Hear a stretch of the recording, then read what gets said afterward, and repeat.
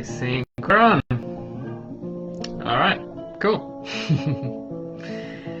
Thanks for coming tonight, everyone. Apologies that this is being recorded tonight instead of tomorrow night.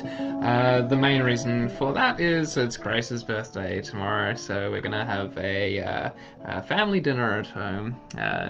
So as some of you know, there's five of us living in this place, so yeah, gotta celebrate those little milestones, and yeah, happy birthday, Grace. Turns 23 tomorrow. All right. Oops, I thought that music wasn't going to be annoying, but it is a little bit too loud. Turn that off. All right. So how are you all doing out there? Things are going well on this end. I know that I definitely need to balance out some of my inquiring mind sometimes during this COVID-19 thing. Um, One of my hobbies, regardless of COVID or not, is to explore conspiracy theories, and not just in that, I think that reptilians are ruling the world or anything like that, but it's I just love stories. I love the things that humans create, whether it's from their imagination or if it's based on fact. I guess that's why I'm interested in Hinduism and Buddhism in a deep way, and about the pantheon of gods and goddesses that exist, and what other cultures have their faith in as well, and where that all comes from. So things like conspiracies, what's going on now? I mean, I'll put out one word to look out for Dr. She. She will be coming up in the news quite a bit in the near future, I reckon, and her connections to Dr. Fauci, Trump's chief medical advisor. But I won't go on a tangent about all that stuff. I want to bring you another conspiracy today. And it's the conspiracy that the universe is conspiring to shower you with blessings all the time. And the blessings it's trying to shower you with at the moment, which you might be scratching your head and wonder why Ryan is so loopy tonight, is that, well, basically the Gaia, or the universal force, or Mother Nature, whichever you want to call it, the creator, has told us to all go to our rooms and have a long, hard think about what we've done. And in that process, it does make us look at, like, well, what does really matter to us, and how much of those things I was doing in the external world did I actually need, and how much more of it can I have, and probably for way less dollars, staying at home and just enjoying nothing. This isn't to say that everyone's having an amazing time during lockdown and everything, and I really empathize with those situations. But I also know that any bad situation can be made better with a positive attitude towards what's going on. And maybe it's that now you finally got that time to sit down and turn study something, learn a language that you weren't able to learn, or play the guitar, or maybe it's to work from home. Like I feel really stoked that I've been able to make my business go online. Really looking forward to getting it back into the physical world again, because I miss seeing you all and having all that human interaction. But the positive spin is, like, hey, I didn't think I could be this, online. What are they called? uh, Digital nomad. I didn't think I could do that sort of thing. So yeah, I'll pat myself on the back for doing that. I'm enjoying spending time with all the people that live at this house, reading lots more, lots of nature walks. Actually, to be honest, I'm not a very good example because it's not too much different for me. I study from home now with my TAFE, and I teach the yoga, yeah, on a webcam. But other than that, everything's pretty much the same. Um, but yeah, I mean, yeah, if you are feeling down about things, just think about what is it that could potentially change about the attitude to make it better. And remember that little conspiracy theory: the universe is conspiring to shower me with blessings, even if those blessings are in disguise sometimes, if not a lot of the times. Oh, all right, that looks clean.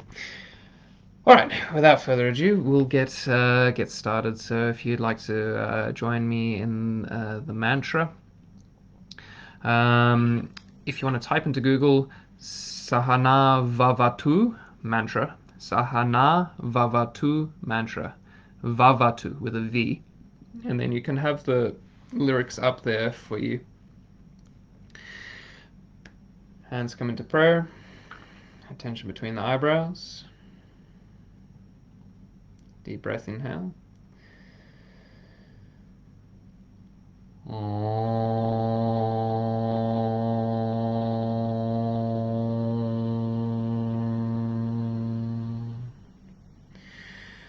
Sahana vavatu, sahana bhunaktu, saha viryam karvavahai, tejasvina vaditamastu, ma vidvishavahai. Om Shanti Shanti Shanti.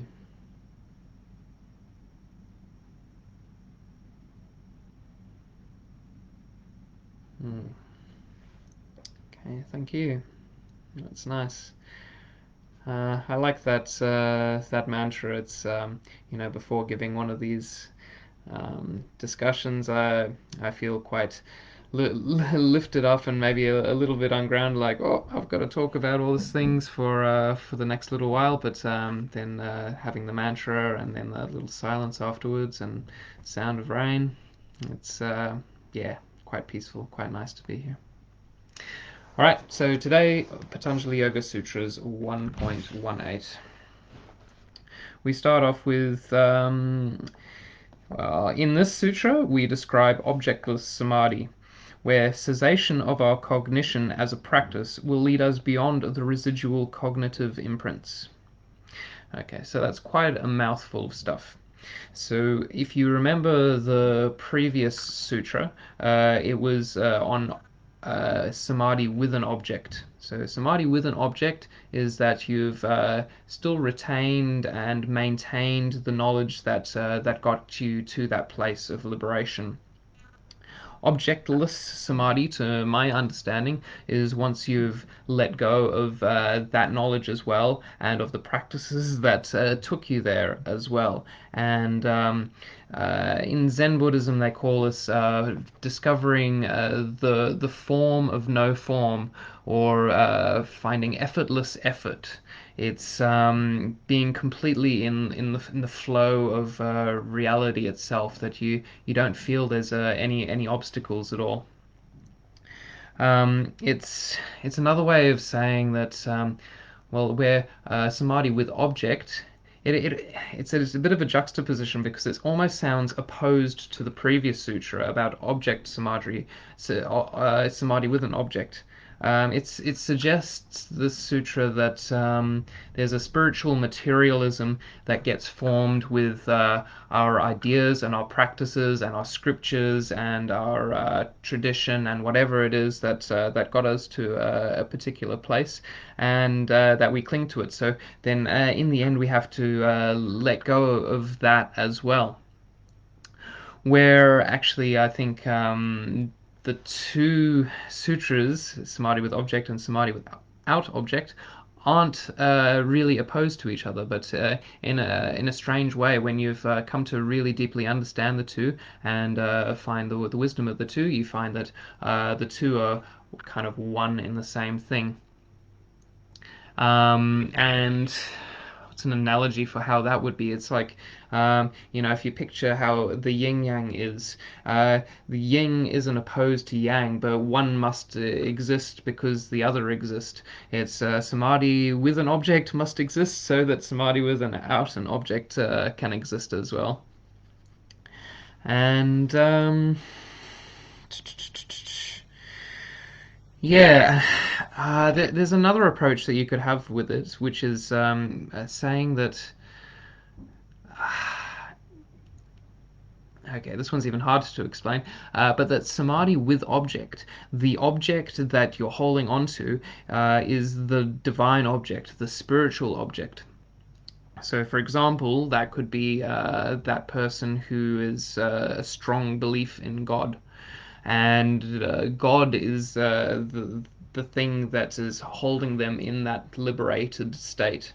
Whereas this objectless samadhi is more of like a non-dualistic way of viewing it, that there is no God, or that you are the God itself, and that this all is one thing manifesting. So there isn't a duality to it. Whereas, say, the previous sutra is saying that there's the supreme soul, we are souls, and then there's a supreme soul that we're trying to be connected to, and that love is experienced in our relationship to that God. Okay, or there is what this sutra is suggesting, objectless samadhi, which is that we feel ourselves as merged with reality itself. So we feel ourselves as though like we're not seeing God as a lover, but we are that thing. You are that. I am that. There's a famous book called I Am That by Sri Nisargadatta Maharaj. It's a spiritual classic, one of my favorite books. But it's saying that you are the love that you seek already. There's not something else that you need to try and get to or have a relationship with other than yourself. So two opposing things there. Or you eventually see later on that they are non-opposing whatsoever, that the objectless samadhi and samadhi with object are one and the same thing. All right, is there any questions at the moment about that one? God, I hope not, because I don't know if I can explain that any further. Okay, all right, no one's typed anything. We'll keep going. All right, text 1.19. There are some beings without bodies, or who are only slightly merged in the material world. Okay. So every moment, every movement, every coming into being, every manifestation that arrives on this planet is it's coming from a creative source. Um, it's consciousness driven by an intention to come into the world, and you can think of pure consciousness itself as it's this completely invisible thing, and there's probably let's just say it's hypothetical that there are spirits floating all around us, but we just can't see them because we haven't we can't do it with our eyes or ears or nose or anything.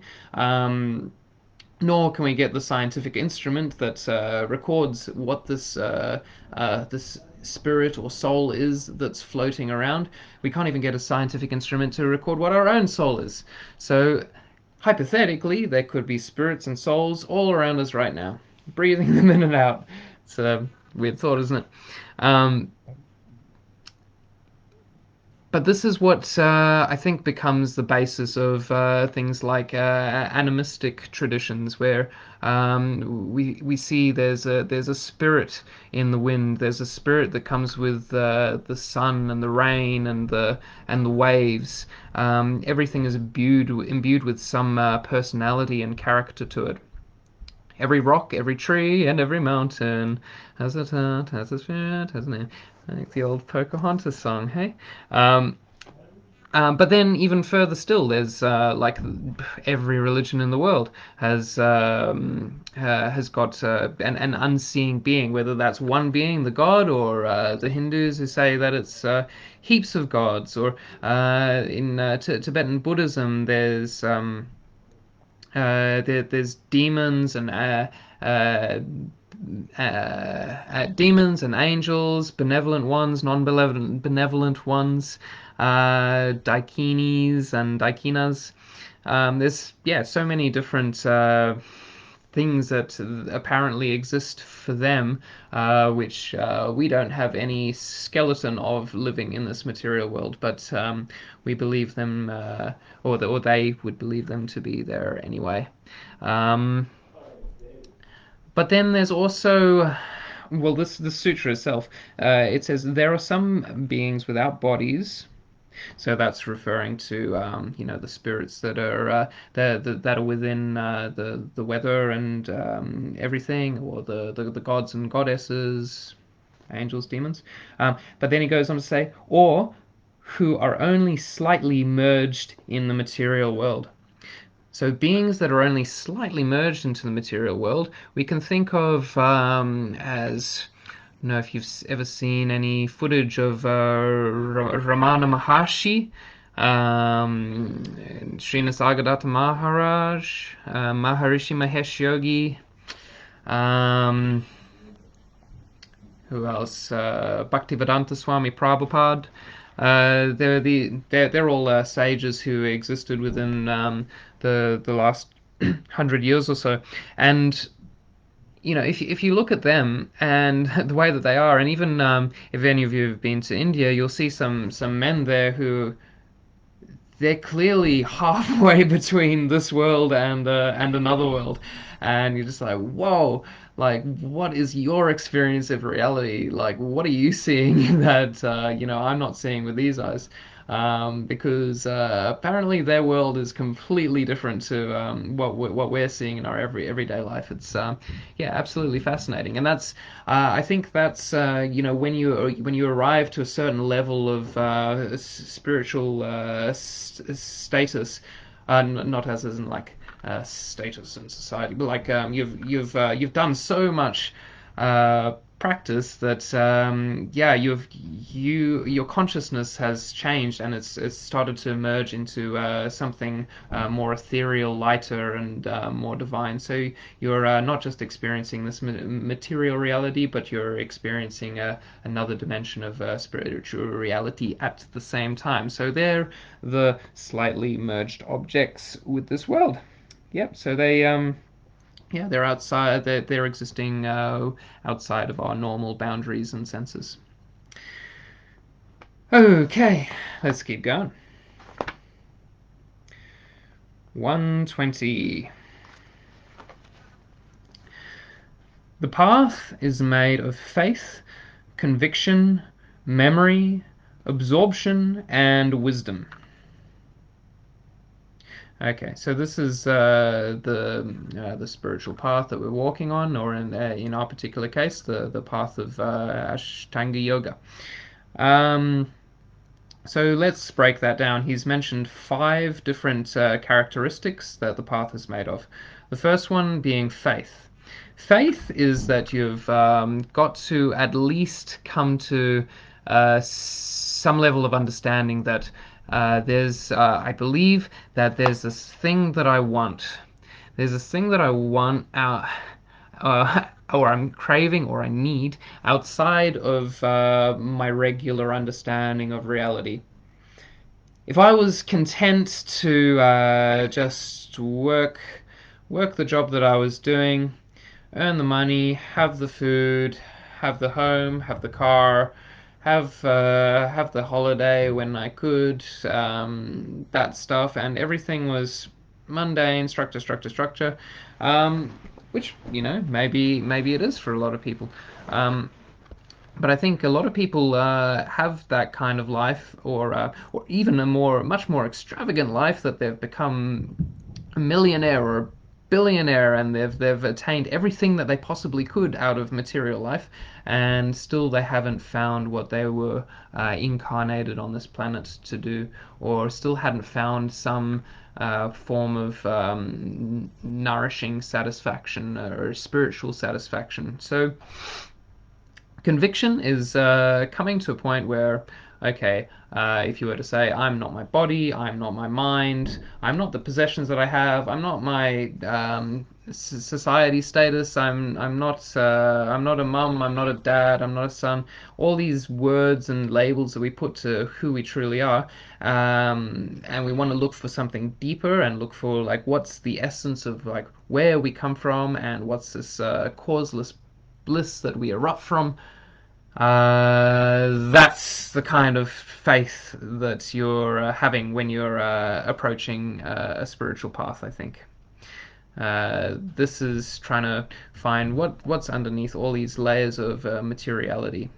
Or I saw a funny meme today. It was a toilet roll, and it was an empty toilet roll, and there were all these full toilet rolls around it. And what does it say? I've got to look it up on the phone now. But I can't think of what it was. Uh, all right, here. Your lives will continue to stink until the day you find your center. So I don't know if you can see that there. Oh, yep. It's an empty toilet roll and some full toilet rolls, and the empty toilet rolls teaching them to meditate. Yep.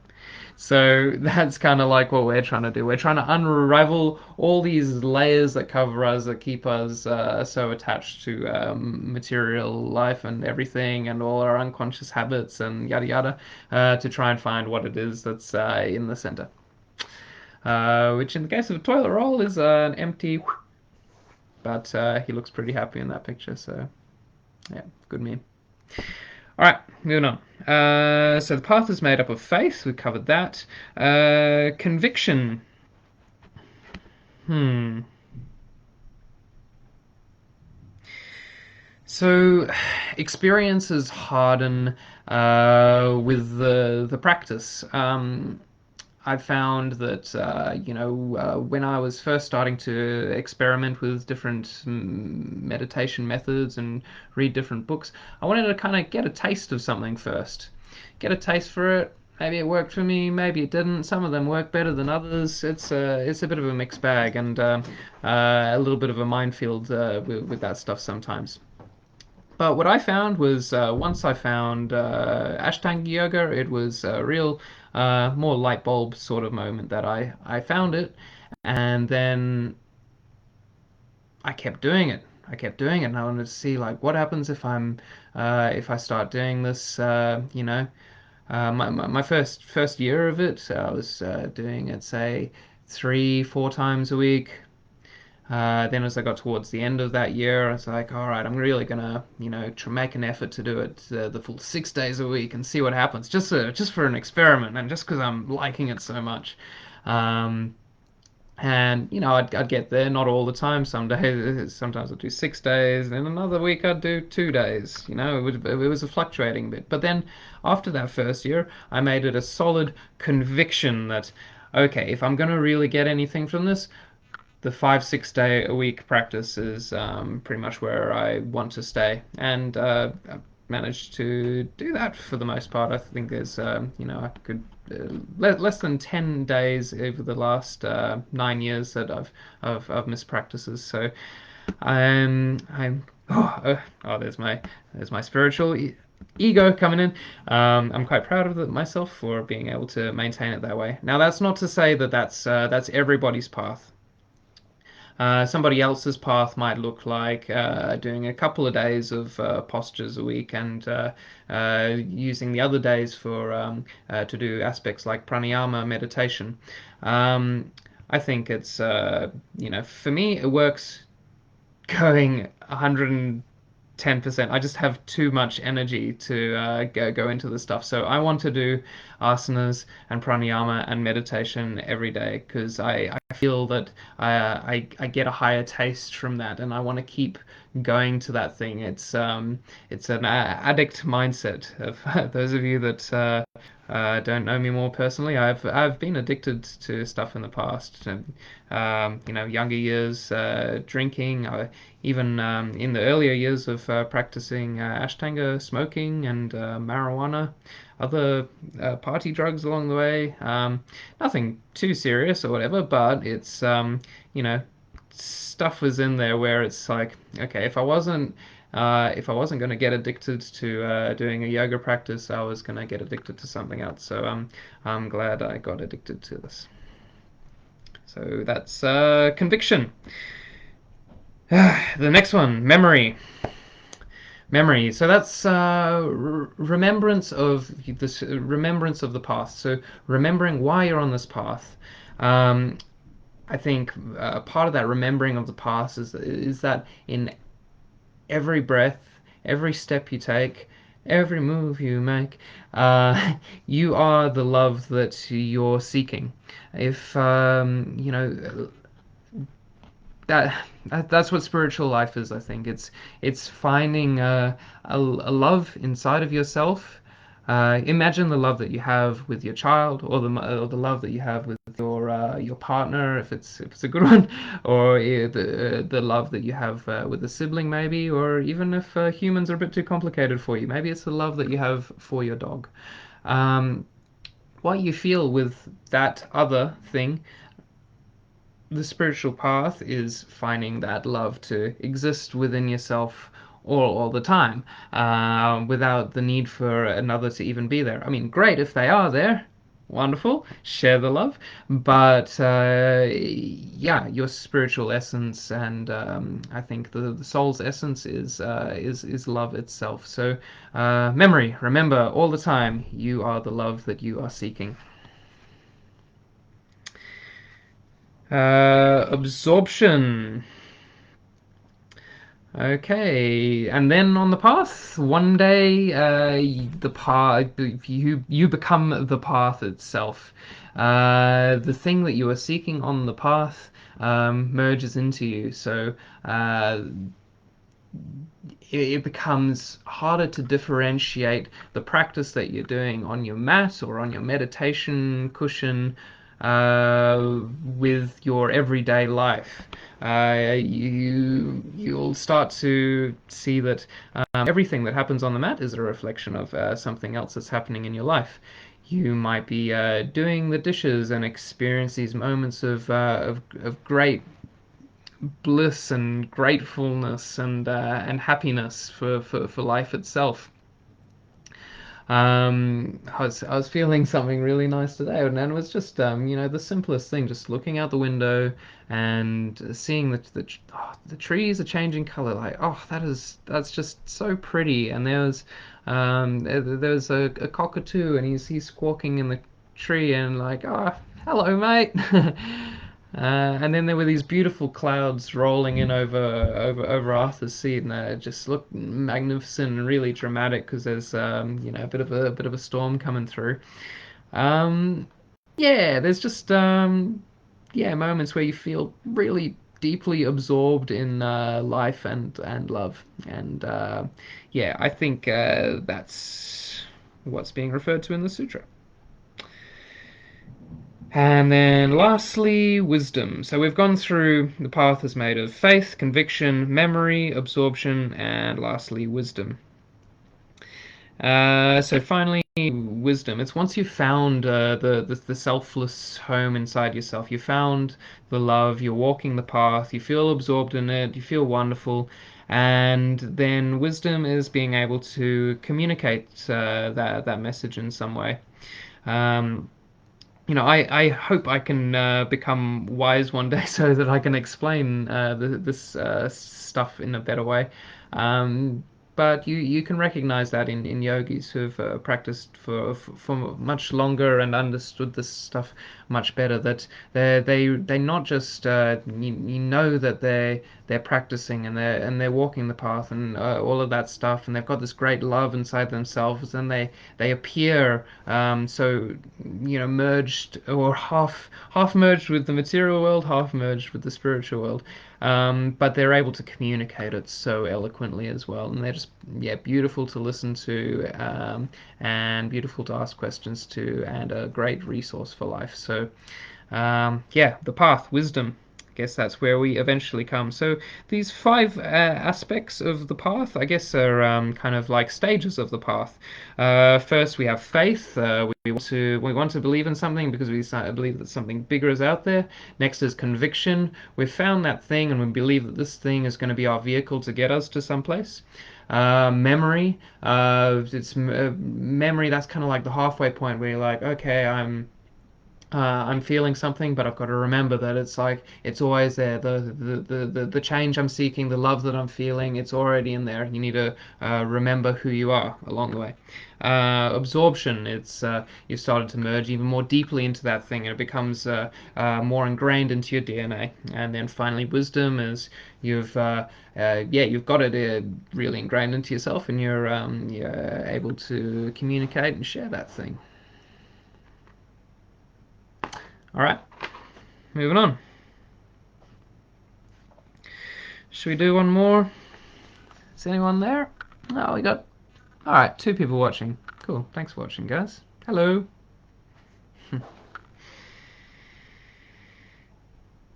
Our progress is determined by the rate at which we practice and the enthusiasm of that practice. Mm. So the goal of yoga is to find the source of who we are, and this is a really long distance goal. It's funny because it's the shortest distance is like going from head to the heart, but it's a long distance because there's so many layers of our psyche that need to be unraveled along the way to get there. So how do we get there? It's through practice. He talks about 2 things here: the rate of the practice and the enthusiasm of the practice. How many times and what sort of attitude? Okay, so the rate of practice, well, like, yeah, you could just practice once a month and then see how you go.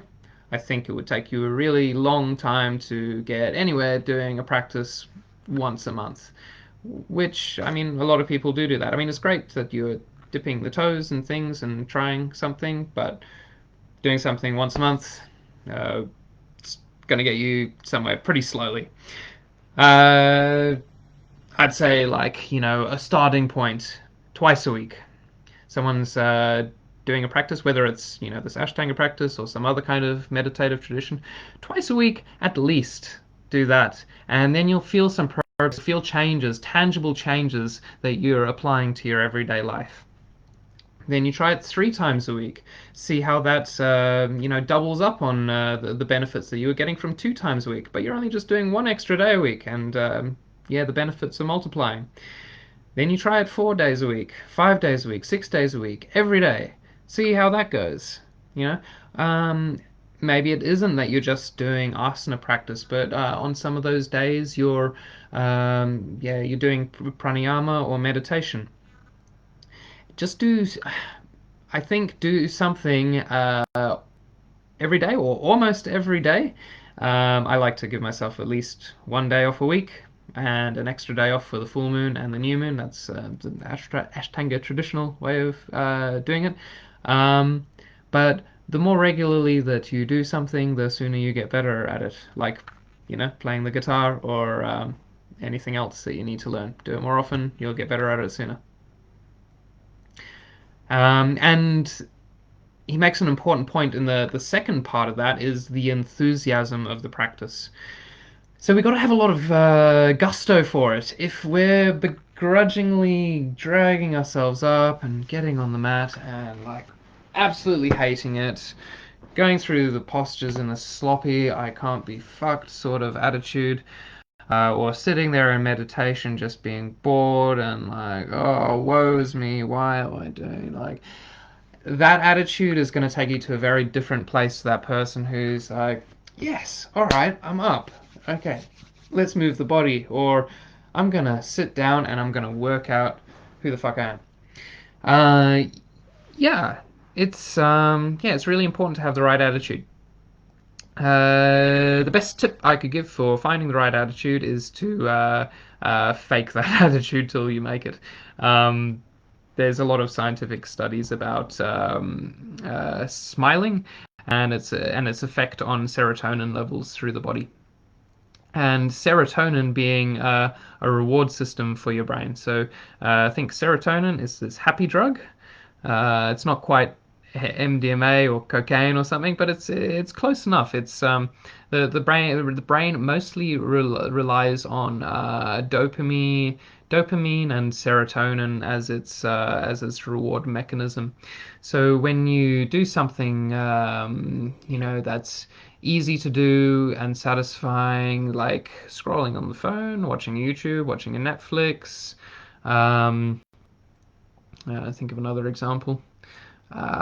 Smoking a cigarette, yeah, all those kind of things. They're like dopamine rewarding things, heavily dopamine rewarding things, which is unfortunately what a lot of people out there are addicted to.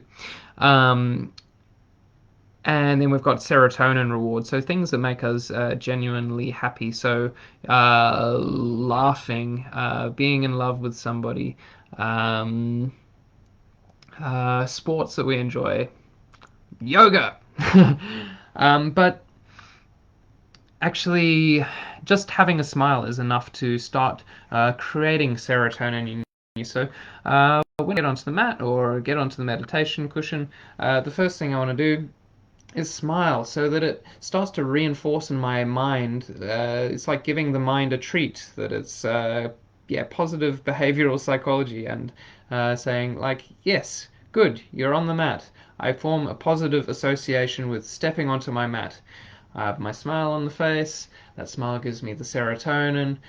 That makes me happy. I feel good doing my practice. And then I try and remember as often as I can during practice that it's not becoming this very serious, determined sort of thing. It's like I really love doing this. And then at the end of your practice, lying in the shavasana, relax, floating, letting it go, just hanging out there in this, wonderful state, and then getting up with a smile on your face and ready to go ahead with the rest of your day. That's a good attitude to have with your practice. So yeah, try to do that. Okay, how are we going?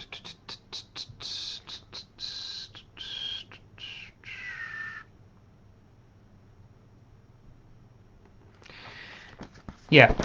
Okay. I think we can leave it there. I think it's yeah, just don't demand like uh try to have a good try to balance it out that you want to have a good rate of practicing. Um but and you want to have a good enthusiasm with it, but it's not going to be like that all the time. Sometimes the rate of practice isn't going to be much, or maybe even the length of practice isn't going to be much. Maybe better than trying to go for 6 days a week of practicing and then feeling yourself burnt out and then taking a week off and then trying again the next week and then burning out again and holding off.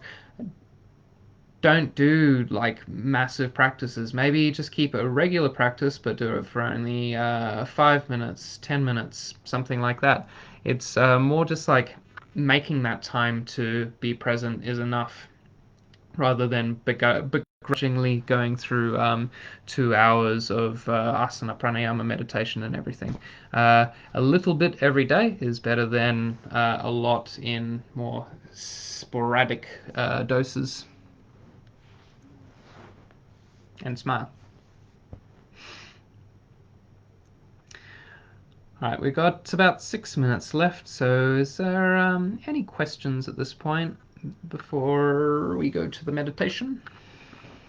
I'll just have a short meditation today.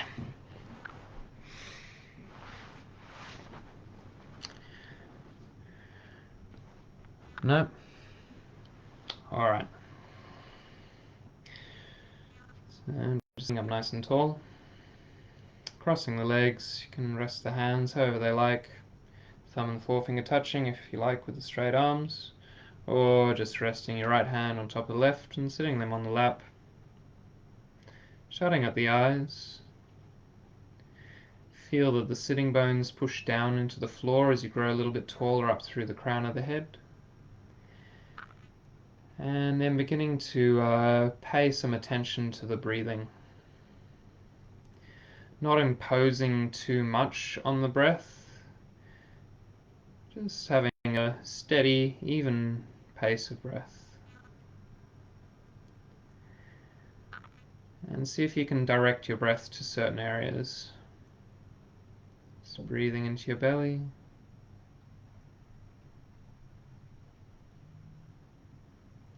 Breathing into your lower back.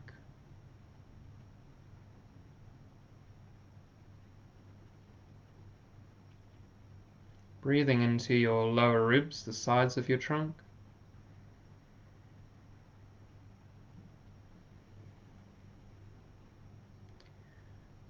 Breathing into your upper back.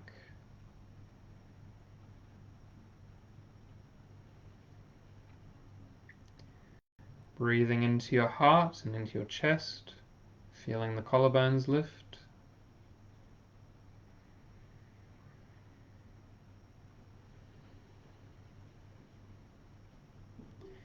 And then breathing into 6 different directions through the top and the bottom, the sides, the front and the back.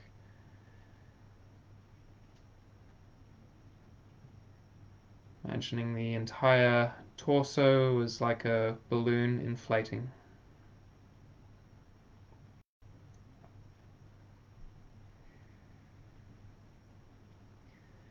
And you may have noticed that as you were paying attention to where you were directing your breath, you weren't really thinking too much. So, what you can do now is, you can create a space between your thoughts. Now notice in silence over these next few minutes that there's a space between thoughts, and you try and increase that space between the thoughts. And to do that, use your breath as a wedge. If you're having a tension with your breath, no matter where you're bringing that focus of the breath to, the thoughts don't get a chance to interrupt your experience of peace with your breath. Couple more minutes, just watch your breath.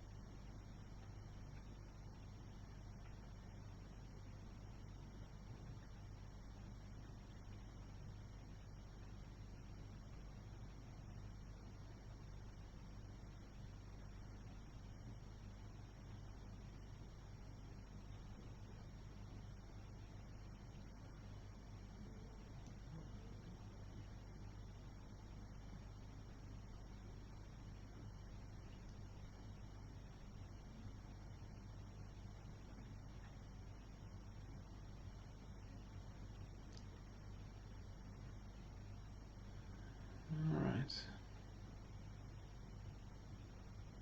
Now just opening the eyes.